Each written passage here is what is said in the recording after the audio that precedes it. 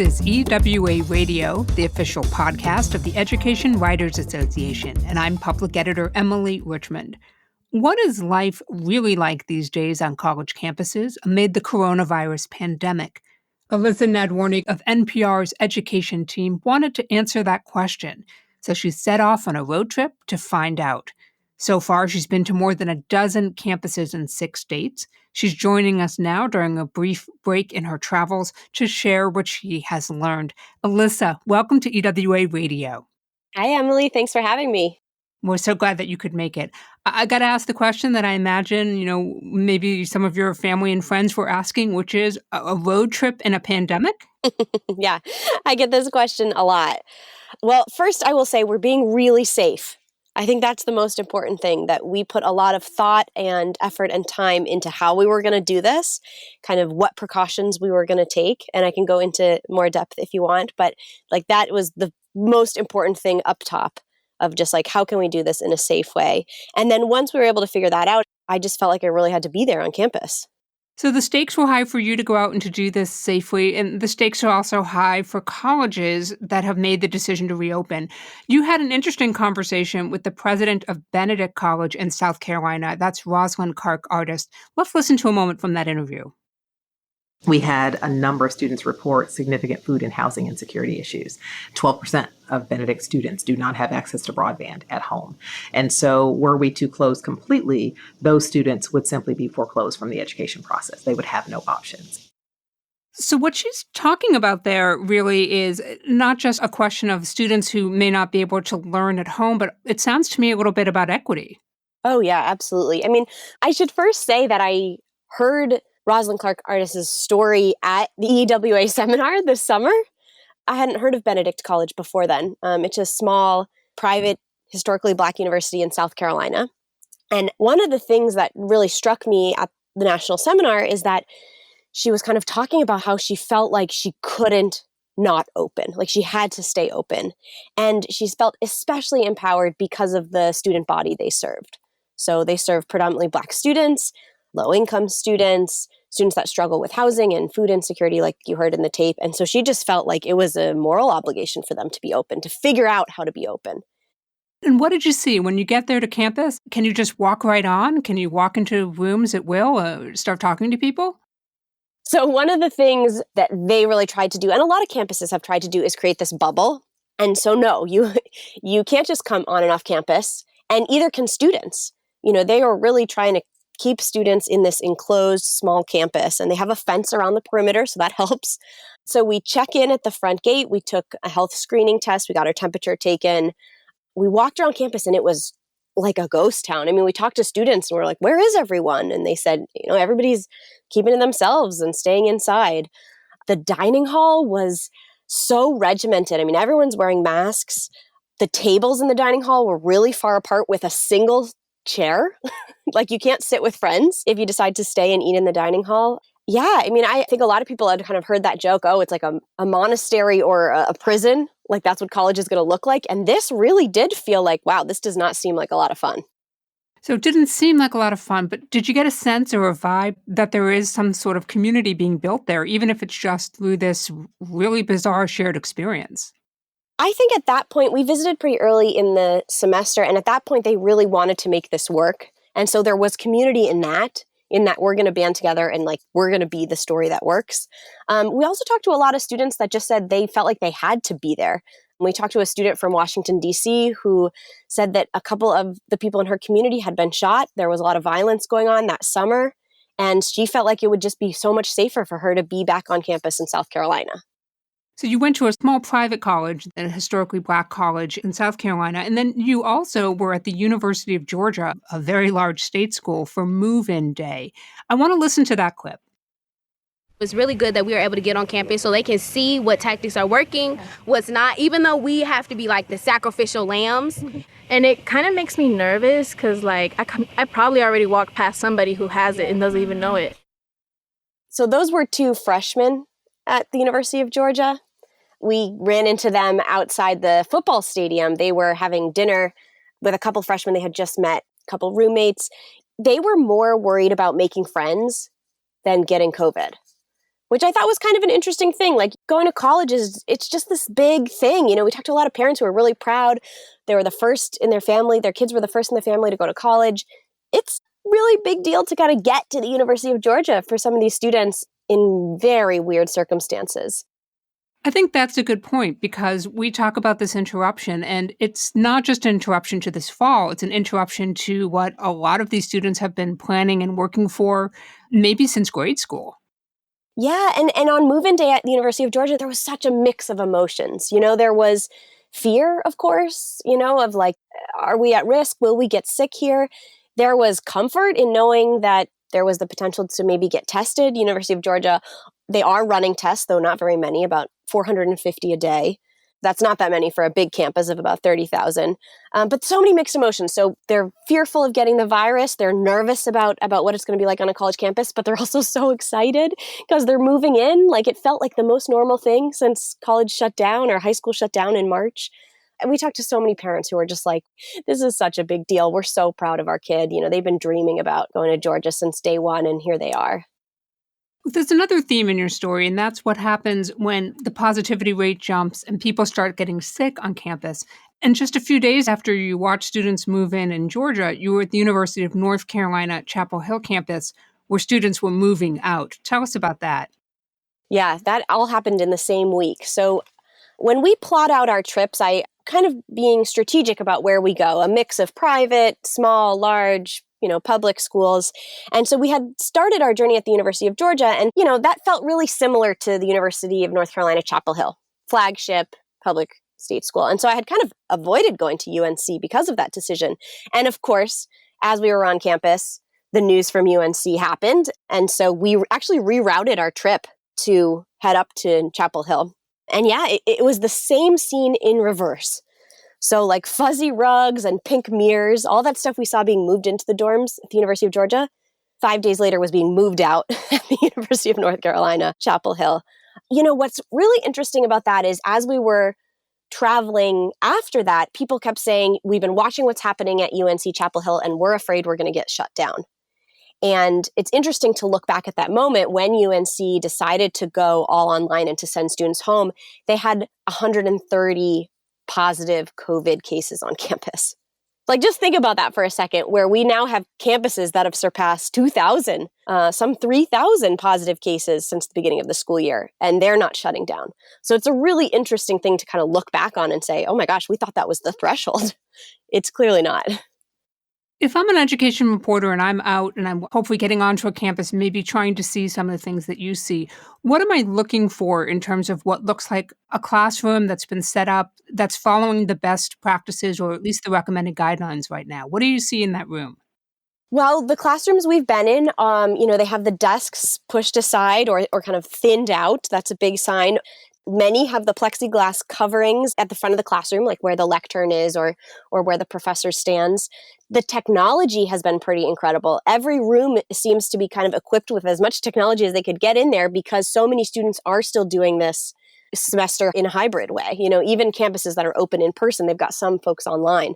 So we were at a science class at Furman University in South Carolina, and there were 3 students up on the big screen, 5 in the classroom. Everybody had masks on in person. Everybody's really far and spaced out at tables. And the professor is like this technical conductor. He's got microphones and cameras and 2 computers in front of him and the screen up. Definitely looking kind of for technology, looking for how they're doing both the online and in person. I mean, gosh, it's pretty incredible. One of the problems that's come up, though, is in this question of when cases start to spread is playing this blame game. And definitely students are being blamed a lot for what people see as risky behavior. Either they're partying too much or they're not wearing their masks.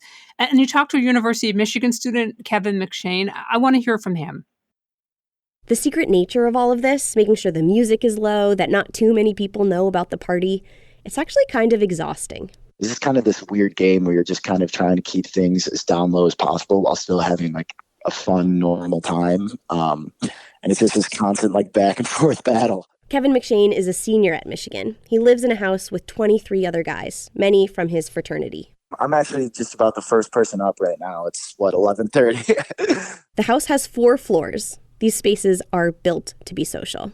It's fun to just like go up and down and see what's up throughout the house. In the house, they live normally. McShane says it would be weird to wear masks at home watching TV. But he says that means there is a kind of resignation about the virus. I'm under the impression that if one of us gets it in this house, I think we're all going to get it pretty quick. In Ann Arbor, you can get in trouble if you have an outdoor gathering of more than 25 people.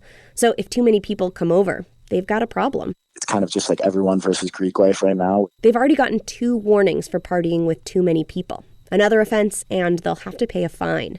And McShane says they haven't even been throwing their typical ragers.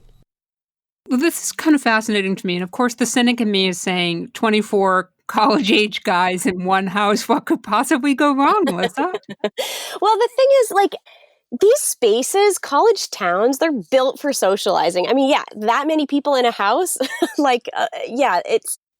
But I think what's interesting, that I heard over and over again was this kind of resignation of like, we're seeing that it isn't that bad in young people. And our spaces and our worlds are kind of like designed to be social. And so there's like this inevitability about getting it at college. And I was really surprised by that because I feel like we were putting all this like, oh, it's the parties, it's these wild parties, without also acknowledging that, yes, of course the parties are fueling it. And we do know that's where this is spreading. But it's also just these spaces it's social. Like once, a few people go to a party, this thing spreads really quickly. And you could be just gathering with a few friends and everybody could get it. And I've been talking with students who have been testing positive on campus. And that seems to be the overwhelming majority is a friend of a friend went to a party or a roommate went to a party. It just spreads really quickly from that one moment. Well, let's build off of that because there's an interesting case here to be made, and you make it with some of the experts you talk with, that we've been focusing a lot of attention on the risk of these social activities. And you spoke with infectious disease epidemiologist Julia Marcus at Harvard about that. Let's hear from her. We tend to focus on things that are fun as being particularly risky, as if fun itself transmits the virus, and it doesn't. I've seen a lot of don't do this, don't do this, don't do this, but very little, like here's what you can do to socialize. Gather outdoors, play cornhole outside, play beer pong outside. And Emily, when we've been traveling, we have seen a lot of students doing things outside trying to be safe. We drove through East Lansing, where Michigan State University is, and there were just blocks and blocks with houses with outdoor beer pong tables, fire pits, lawn chairs, a few couches outside. In Ann Arbor at the University of Michigan, we saw a bunch of TVs like wired up outside on porches so people could watch TV outside. There is a real effort to be social, but kind of in a safe way. Well, we're talking about this, of course, we're heading into deep fall, and it's only going to get colder. So, some of these interventions and approaches are only going to work for so long. Yeah, that's absolutely true. And that's what a lot of folks are worried about, especially in the Midwest where we just were, what's this going to look like when it gets cold and everybody goes inside? We're talking with NPR's Alyssa Nadworny about her cross-country road trip to see firsthand how colleges, universities, and students are handling the COVID-19 pandemic. Don't miss an episode of EWA Radio. You never have to. And if you'd like to get the episode before everybody else, go ahead and subscribe. You'll get it a day early. Alyssa, I want to turn now and talk about testing. So I've got a niece. She's at a college in Pennsylvania. She's being tested every 5 to 7 days. I've got a nephew at a university in Massachusetts, and he's being tested almost daily.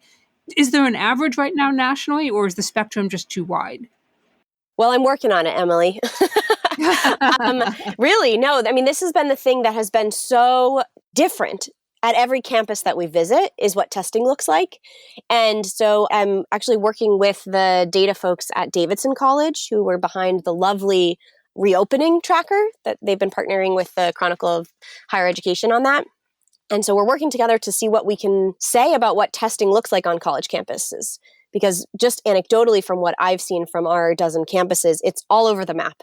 So you've got your bucket of colleges that are just testing sick students or just testing folks who have symptoms or who have come into contact with other COVID positive people. And I should say, epidemiologists have told me that's no good. That testing it just doesn't help you find what you need to find. It doesn't show you who's sick on campus. But the CDC, that's what they recommended that colleges do. So a lot of websites of universities will say, for example, the University of Houston, they say the CDC did not recommend that we test asymptomatic students, and so therefore we're not going to. So we've seen that on a lot of campuses. And then, of course, we've seen, like, it sounds like what your family members are experiencing, which is some testing, some mass testing, surveillance testing, which is like kind of testing not all, but some students regularly to just see the prevalence of the virus on campus. This has been just really fascinating to see. And it's scary to me, to be honest, because I think on a lot of campuses, we have no idea how much virus there is on campus. And I look forward to Thanksgiving when a lot of students are going to be sent home, and we're going to really have no idea how many of those are infected.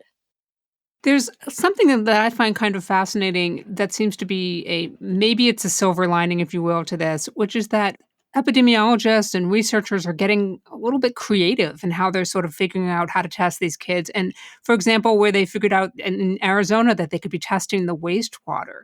And that's something that could actually benefit communities well past this pandemic, I would hope. Well, my father is actually an infectious disease doctor, and he's been helping with the COVID response in Erie, Pennsylvania, where I'm from, and their wastewater testing. And it's been really informative. Yeah, exactly. To be able to kind of like almost be ahead of the curve a little bit. Like they get the data on the wastewater testing before the actual PCR testing. That's the swab or even the saliva test comes back. Like the poop is ahead of it, which makes sense. But yeah, I think it's a really interesting development, especially for college campuses, because many residential campuses are unique in that students live right on campus. So actually, the wastewater testing is kind of perfectly positioned. Whereas for K-12, it might not be as useful because, let's be honest, kids probably poop before they go to school and after they go to school. So colleges are actually kind of really uniquely positioned to do the wastewater testing. I think it'd be informative for people to hear what one of these tests actually sounds like if they've never been tested for COVID. Certainly there are different kinds of tests. There are nasal swabs, saliva, but either way, it's not exactly quick and it takes a little concentration. So let's listen to one of these students being tested. So what you'll do is you'll take your mask off, you'll open up the test tube, and you will drool into the test tube. And you want to, the more the better. Filling that tube with spit is harder than it looks. Mouth is dry, but it's the hardest part always. Gardy says it often takes a few attempts. I always think of lemons, and it makes me have more saliva in my mouth. For many students, it's become part of their routine. Right when I wake up, I put it in my schedule of things I need to do for the day, and COVID testing is on the very first thing on that list. Students need a negative result in order to get into buildings on campus and to go to class. The university has invested a lot in this testing program. At $10 a test, that's about $1 million a week. This is a great example here, I think, of the cost. Obviously, you get that in here. And I think it's great for local reporters to be thinking about this and asking this question, which is, how much does this kind of program cost? Where is this money coming from? And are states helping at all, particularly for public universities? And, the CARES Act money that's coming from the feds to help schools deal with the impact of the coronavirus, is it enough to get schools opened safely and testing enough students to make a difference? I think for any reporter, local reporter, regional reporter, I think the testing is so important and there's so many stories that can come from it. So what you just heard was a junior named Emily Gardy at the University of Illinois, Urbana-Champaign. They're we call them kind of the Mercedes-Benz of college testing. In our travels, they seem to be testing the most students the most frequently. So they test sometimes 2 to 3 times a week students there. On some days, the University of Illinois Urbana-Champaign is doing 3% of all testing in the U.S. on that campus, which is pretty wild. But I guess for local or regional reporters, I would look at how your university is testing. Are they just testing symptomatic students? Because that's a big red flag. And then if they are doing surveillance testing, there can be a lot of wiggle room in that word surveillance or mass testing.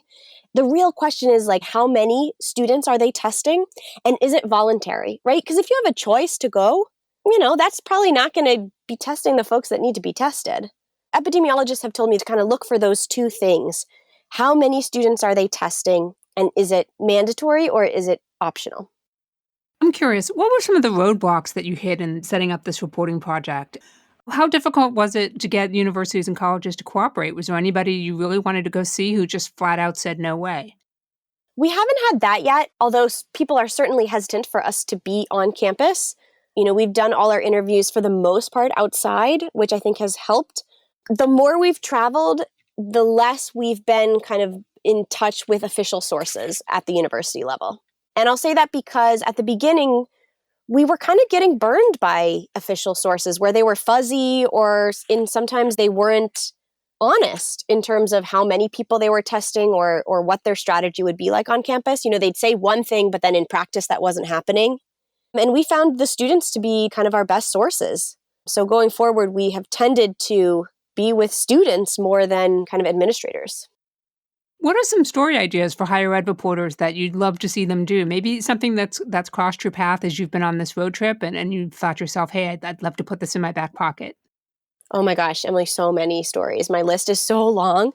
I've been really interested in student workers, especially residential life and student life. I think a lot of this has fallen on them. We've talked to so many RAs, residential advisors, folks who work in the dorms who just say, I am on mask police. This is not what I signed up for. I mean, I signed up so that I could get my housing covered. This is not what I want to be doing. So I haven't been able to do a story on that. And I think that's really important.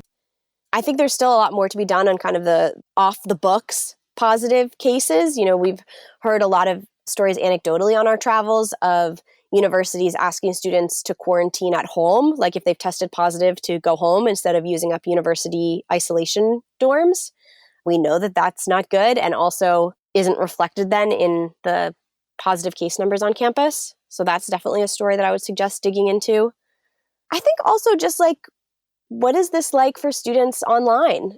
I feel like we've been so caught up in kind of the coronavirus stories that I haven't had a chance to really dig in on our students learning, our students dropping out. What's the experience like? Is it good? Is it bad? We know about a third of colleges are primarily or fully online. What is that like, Well, things have definitely changed for a lot of us, including you. You're recording this podcast right now from your home closet. Tell us about the setup and what's changed for you in your reporting process. Well, I lean much more heavily on my phone now. I mean, my phone and this microphone I'm talking to you on are basically how I do my job.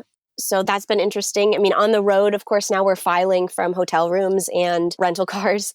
But when I'm home, I'm in my closet. That's become my studio. I actually have still not invested in a mic stand. So I've been using a vase, a flower vase when I'm at home or when I'm on the road. Those plastic Kleenex box covers? Yeah. Those actually fit my microphone really well. So I've been using those to hold the microphone when we do recordings in hotel rooms. But yeah, in terms of the reporting, I have been just leaning heavily on TikTok and Instagram and Twitter.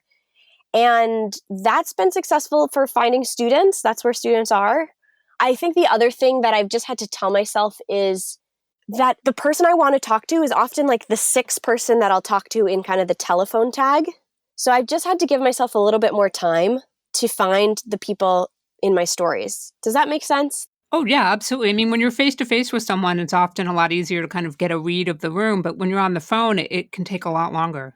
Yeah, it takes a lot longer. And it's also you talk for an hour and you find out that towards the last 5 minutes, that person has a cousin who had this interesting experience. And you're like, oh, I think I now need to talk to your cousin.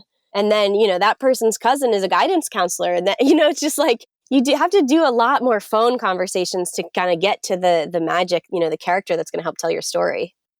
So you're off the road right now, but you're getting back on soon. Where are you headed next? In a couple days, we'll leave to go to Colorado. We're going to go first to UC Boulder. University of Colorado Boulder is an interesting case. They're currently in lockdown right now. That's been a trend that I've been seeing at a number of schools in that they're doing these kind of 2-week lockdowns to get their coronavirus cases under control. And it's a really interesting relationship and tension between the county health department, these kind of scrappy bodies that are often underfunded, and then these big universities. And in some cases, there's some pretty public tension happening. So that's the story we're going to tell when we get to Colorado. Alyssa Nadworny covers higher education and college access for NPR's education team. Alyssa, thank you for making time for EWA Radio and safe travels. Oh, I'm so happy to be here. I love this podcast, Emily. I'm really happy to be on. Thank you. And that wraps up another episode for us. If there's a story or a reporter you want to learn more about, drop us a line at radio@ewa.org. The mission of the Education Writers Association is to strengthen the community of education journalists and improve the quality of education coverage. For more than 70 years, EWA has helped reporters get the story right. Have a great week, take care of yourselves, and thank you for listening.